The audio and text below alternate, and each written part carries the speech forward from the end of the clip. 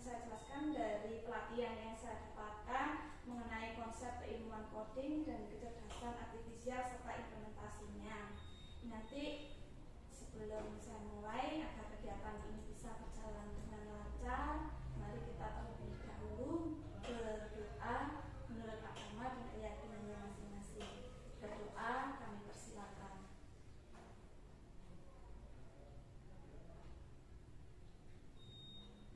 Selesai, terima kasih. Ya.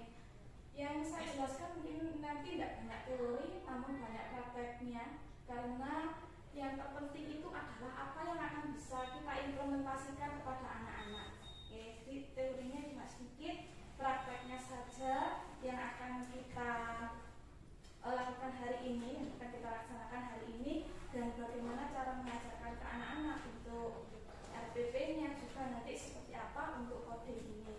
Kalau menurut saya untuk teori ini kan semua sudah mengenai kecerdasan artifisial ini, mungkin Bapak Ibu guru ini sudah akses lah ya, sudah bisa tentang, sudah menggunakan lah dalam kehidupan sehari-harinya.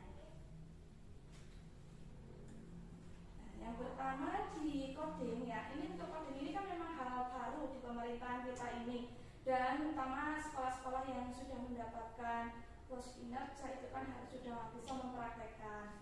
Jadi mungkin bagi jenengan ini untuk coding ini sudah tidak asing lagi, dan bahkan ini sudah bisa dipraktekkan di dalam pembelajaran. Namun kita belum tahu kalau itu adalah merupakan coding. Seperti pengertiannya di sini, coding itu kan proses pengekspresian keinginan manusia menjadi format yang dapat dipahami oleh komputer menggunakan bahasa pemrograman. Ya, ini ada mencakup pengembangannya, bisa menggunakan perangkat lunak mulai dari perencanaan, analisis, desain, pengimplementasiannya, sama pengujiannya hingga pemeliharaan sistemnya. Nah, untuk pembelajaran coding ini dapat dilakukan melalui berbagai metode, bisa melalui flat sama unflat sama internet based coding. Kalau kita di kelas ya kita bisa menggunakan yang unflat. Jadi kita tidak memakai komputer atau Chromebook, itu enggak. Ya, nanti saya jelaskan untuk contoh-contohnya dan pelaksanaannya. Kalau unplugged itu nanti kita bisa menggunakan ruang IT yang sudah ada di sekolah kita ini. Nah, ini kita mulai praktek. Yang pertama ini kita lihat ya, ini dengan menggunakan unplugged, dan mungkin bisa nyatet kodenya ini saja. Block skill. Ini yang bisa ketik di Google. Nanti kalau kita klik, nah ini contohnya permainan labirin. Ya, ini ada level-levelnya. Salahnya lagi nih. Salahnya lagi. Nah, ini block ski. Block ski. Ini kalau jenengan klik di Google, sudah nggih kesana dengan klik di Google. Belum.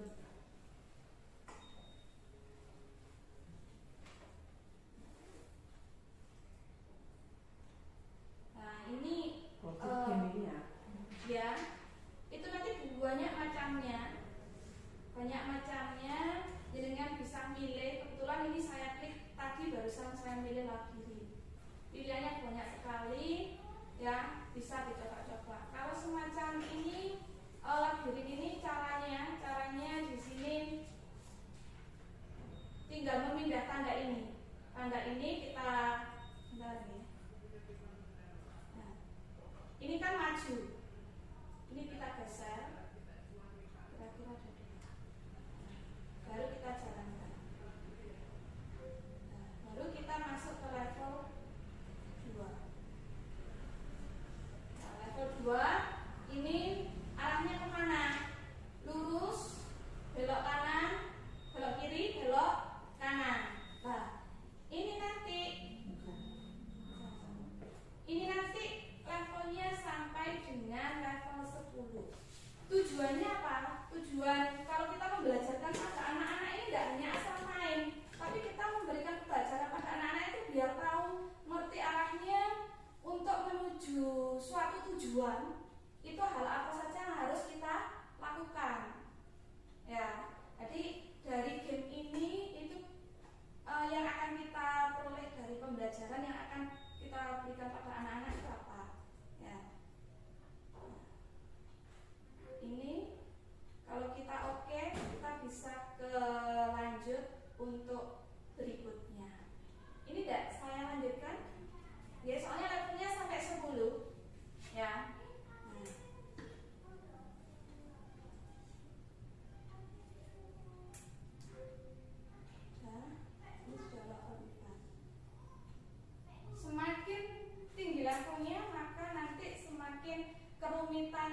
datanya itu semakin tinggi gitu. Sudah dari sini nggih? Ada yang tanyakan? Tidak ada, ini kan gampang. Nah, kalau sudah nanti dengan bisa nyoba-nyoba untuk gamenya itu banyak sekali di situ. Selanjutnya ini ada AI for Onsen. Ini bisa dengan catat juga. Nanti kalau kita menyampaikan ke anak-anak, ini untuk TP-nya saya sudah ngeprint ya.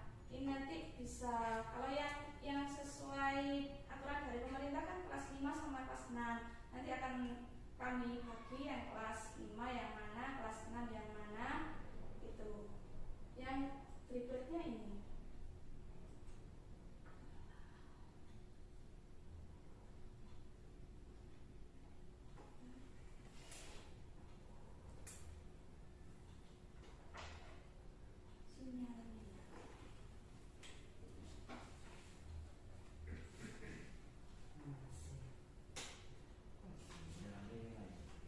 Sinyalnya. Kalau untuk coding mungkin teorinya cuma sedikit, hanya prakteknya yang banyak dan butuhkan internet. Kalau pakai yang flat.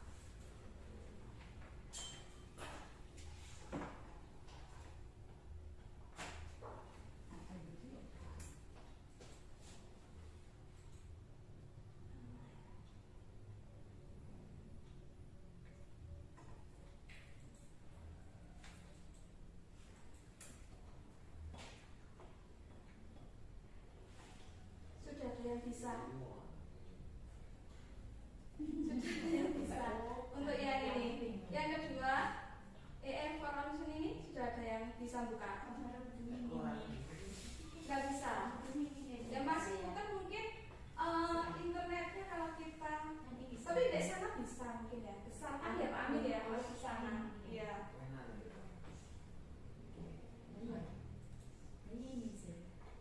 Jadi di gamenya yang ini untuk pembelajaran yang ini nanti itu anak-anak bisa membedakan mana yang serupa, mana yang itu serupa dan mana yang tidak, yang mana hal yang benar seperti ini.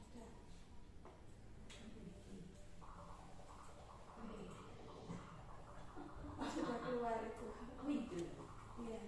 Nanti ada yang nilai matematika ada, agama ada. Jadi kita sesuaikan dengan pembelajaran kita. Untuk coding ini bisa berdiri sendiri seperti yang kita siapkan kelas 5 sampai kelas 6 maupun bisa terintegrasi dengan mata pelajaran. Kalau di RPPPM ini kan ini juga diimplementasikan untuk digitalisasi ini. Itu sudah bisa itu.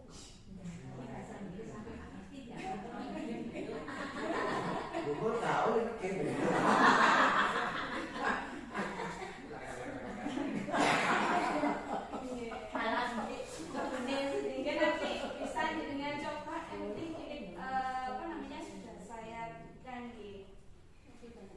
dan di setiap usia untuk codingnya ini ada, nanti dengan tinggal milih mulai dari matematika itu yang banyak, semua pelajaran insya Allah bisa terintegrasi dengan pembelajaran coding. Nah kalau misalkan kita nggak menggunakan Chromebook atau komputer, kita nggak menuju IT, kita bisa menggunakan permainan coding dengan permainan amplas seperti ini. Ya, ini banyak sekali kalau misalkan jenengan browsing atau berinovasi sendiri, ya ini ada. Jadi tidak harus menggunakan Chromebook, ya. Hanya sekedar kode-kode itu sudah dinamakan coding. Membuat pola warna-warna, menggabungkan warna kayak seperti ini juga sudah dinamakan coding. Kan ada kodenya di sini. Nah, di sini misalkan A merah, B hijau, C biru, D kuning, ini anak-anak tinggal menghubungkan. Ya, ini kan melatih otaknya anak-anak juga. Yang ini. Ada lagi kode-kodenya itu di sini tentang pesan dari luar angkasa juga ada. Kita melatih ketelitian anak, berpikir kritisnya anak juga yang mencontohkan ini. Kan ada nantinya ada 4 pola. pembelajaran agama ini ada urutan wudhu ini juga bisa kita masukkan dalam pembelajaran coding juga gitu. Jadi untuk pembelajaran coding ini bisa terintegrasi dengan pembelajaran yang lain. Sekarang kita masuk ke selanjutnya tentang berpikir komputasional. Kalau menurut jenengan berpikir komputasional itu apa? Kalau menurut jenengan berpikir komputasional itu apa?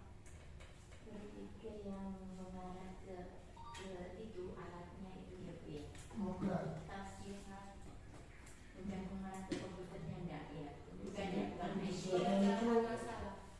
Iya, istilahnya serangkaian berurutan gitu. Ya, berpikir komputasional. Ini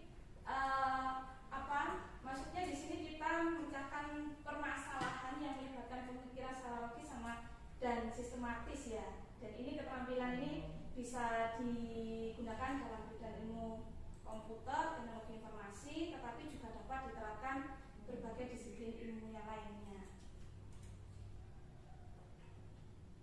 Ini sudah. Saya kira kita yang praktek-prakteknya saja. Ya, untuk komponen utama berpikir komputasional ini yang kita berikan ke anak-anak, yang kita tanamkan pada anak-anak ini ada 4, ya, ada dekomposit, ada pengenalan pola, ada agresi, dan ada algoritmi. Ini yang kita berikan kepada anak-anak. Nah, dari keempat ini untuk bentuk pembelajarannya di kelas itu nanti bisa menggunakan unplugged maupun plug-in. Saya kalau mengajarkan ke anak-anak agar bisa memahami materi ini saya menggunakan lagu. Saya pakai dengan lagu. Selain lagu saya juga saya putarkan video. Oke, kalau ini videonya tidak akan saya putar karena lama. Nah, ini saya buat lagunya seperti ini. Untuk lagu 4 komponen berpikir komputasional. Oke, ini saya pakai lagu balonku ada 5. Oke. Memecah letih.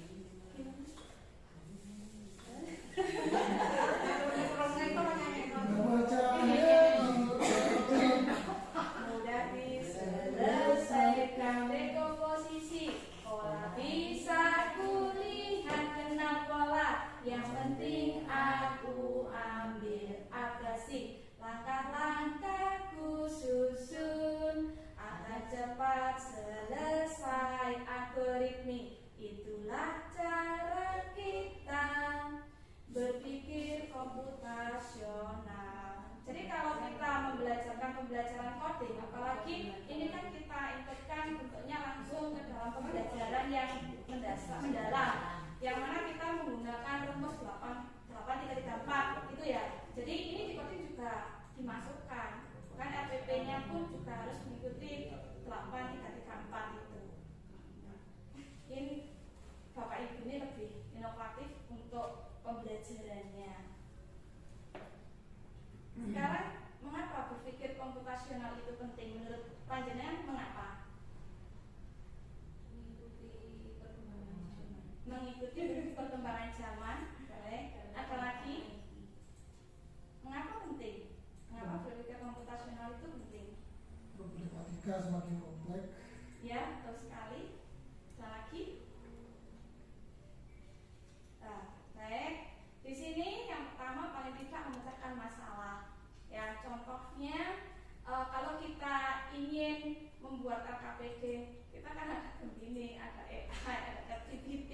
Nah, ini kan termasuk bisa membantu kita untuk memecahkan masalah juga. Paling tidak sebagai referensi lah, tidak semata-mata kita langsung copy paste di situ.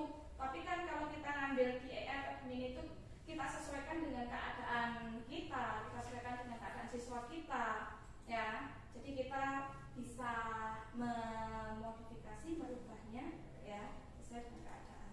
Yang kedua ini kan lebih efisien. Dengan memahami konsep ini kita dapat menciptakan solusi yang lebih efisien dan hemat waktu.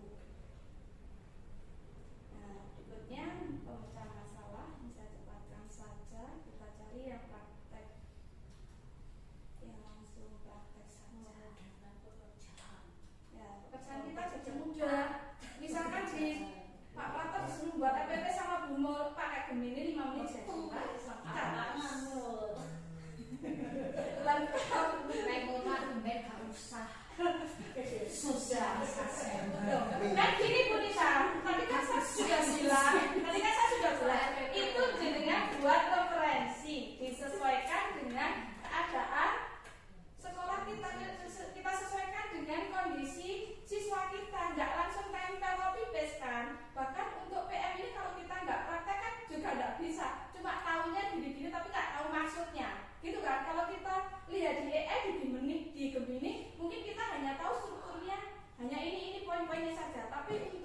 ini maksudnya gimana kan kita masih butuh penjelasan. Jadi nanti jenengan tetap harus mempraktekkan lagi. Nah, untuk praktek berikutnya ini pola ABC, jenengan bisa tulis. Ini kita coba kita klik yang pola ABC ini.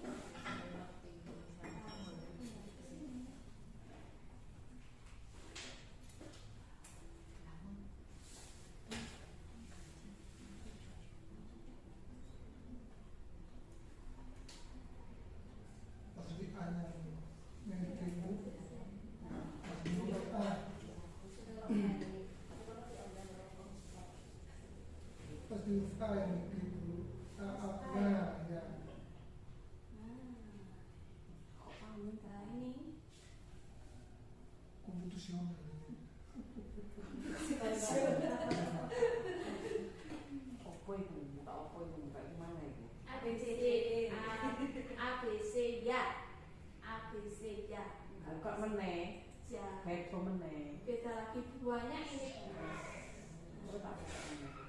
ABC ya.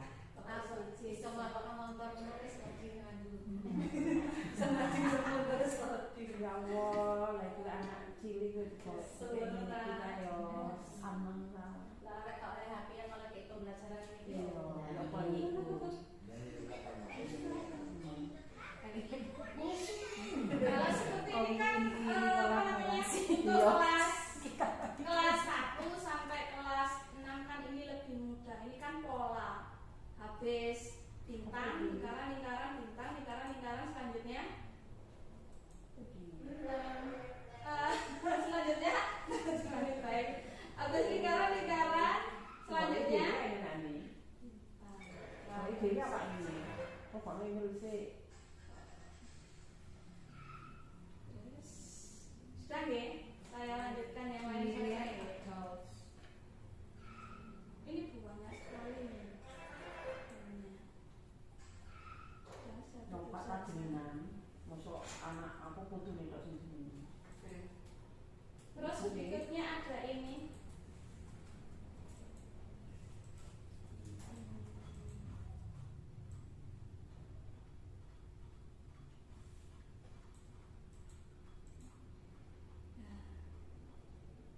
Ini reduce.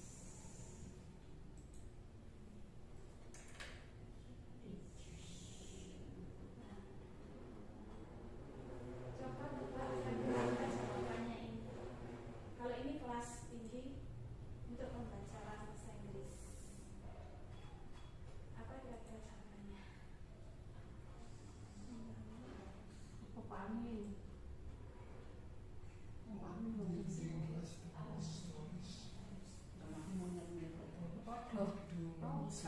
Apa itu tulisan? Pri. Apa itu?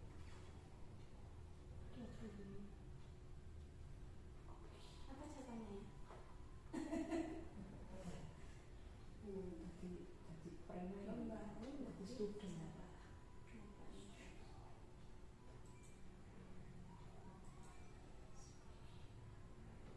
Jadi Pak, ini kita pilih semua dulu. Boleh ini lagi.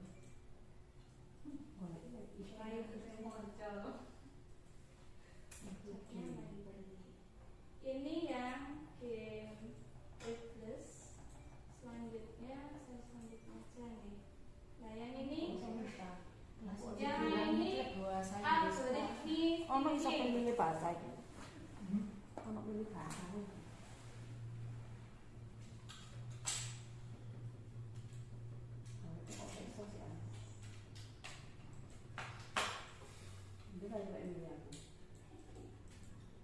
Berarti ini Ini apa kok ini Pak? Kalau kayak siapa tadi? Pak. Kenapa? Ini Pak ini. Sorry. Sorry dari Anda salah Kak. Lagi saya ya 15 hari. Lalu membayar. Kita membayar. Sekali kok. Hari kedua. Hari besok sana membayar hari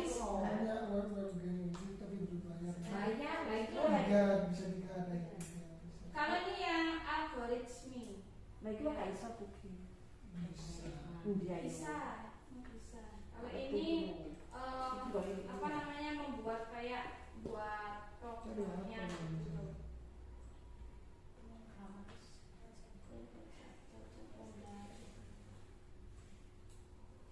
Tinggal beri warna-warna gitu kali ini ya, saya kira mudah. Selanjutnya yang ini ke satu.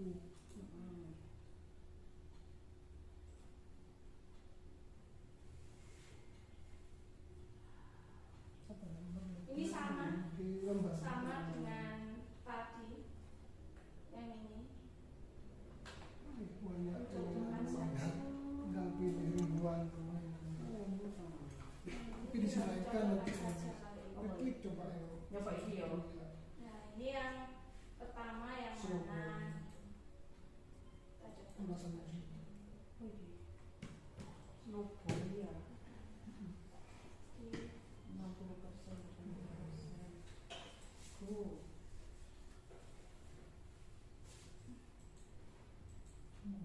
Saya lanjutkan untuk berikutnya. Yang ini tidak ditanyakan. Oh. Langsung saja. Ini ada input. Input itu input, proses, output. Oh, 6.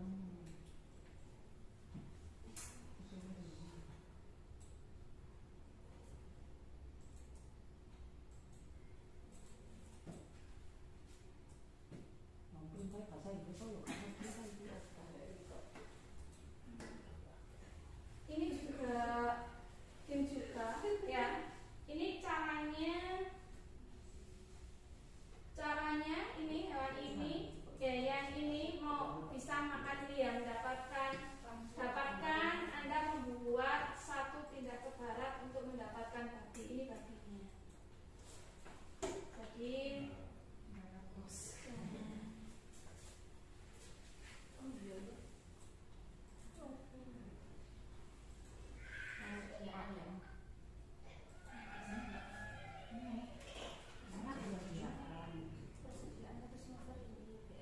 jadi ini ya.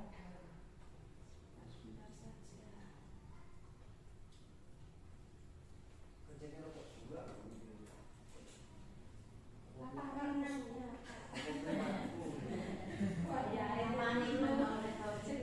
Dalam pemrograman dan berpikir komputasional, ini untuk alur logika ini terdiri dari 3 konsep, ada sekuensial, percabangan, dan perulangan.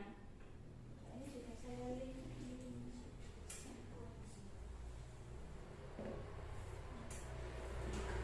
Ini juga game juga ini. Kita tinggal milih yang mana.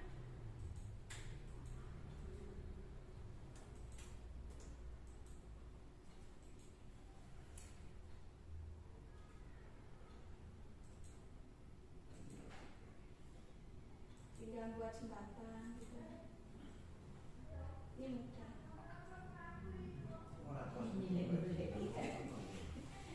kos itu masih kuduran mau mesin-mesin apa kamu kan? Pelajaran. Oke.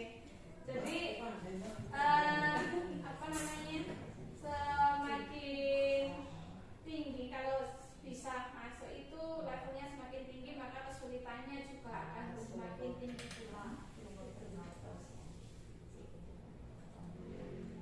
Ini yang linknya ini ya, cadangan dan peluangnya ini. Saya lanjutkan. Untuk pembelajaran berikutnya, konsep dasar kecerdasan artifisial. Di sini karakteristiknya ada KA belajar dari data, ada juga KA mampu beradaptasi dan meningkatkan performanya, ada KA bekerja berdasarkan algoritma dan model prediktif. Yang KA ini mampu mengenali pola dan membuat keputusan secara otomatis, dan juga tidak hanya melibatkan data, tapi juga bisa menemukan pola yang tidak terlihat oleh manusia. Nah, ini saya rasa jangan sudah tahu semua, jadi saya lewati langsung ini aja. Inovasi solution.